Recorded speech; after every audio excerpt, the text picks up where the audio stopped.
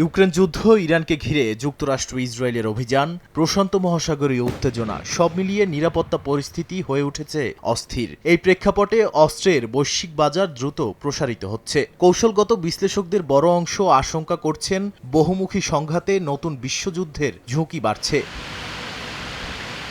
Stockholm ভিত্তিক গবেষণা সংস্থার তথ্য অনুযায়ী 2020 থেকে 2024 সময়ে অস্ত্র স্থানান্তর বেড়েছে এবং এর ধরনেও এসেছে বড় পরিবর্তন। ইউক্রেন যুদ্ধের প্রভাবে ইউরোপে অস্ত্র আমদানি বেড়েছে 155%। ইউক্রেন নিজেই হয়ে উঠেছে বিশ্বের সবচেয়ে বড় অস্ত্র আমদানিকারক দেশ, আর ভারত দ্বিতীয় অবস্থানে থেকেও নিজস্ব উৎপাদনে জোর দিয়ে আমদানি কিছুটা কমিয়েছে।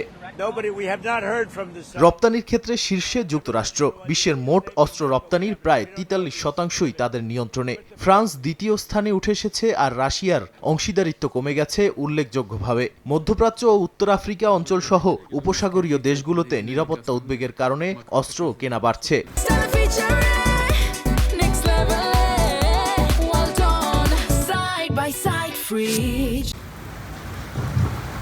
বিশ্ব প্রতিরক্ষা ব্যয়ও দ্রুত বাড়ছে। 2025 সালে তা পৌঁছেছে প্রায় $2.63 ট্রিলিয়ন।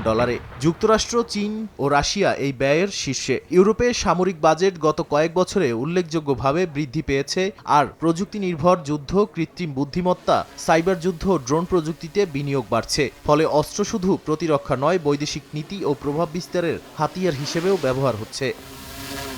নাদিম মারজান, সময় সংবাদ।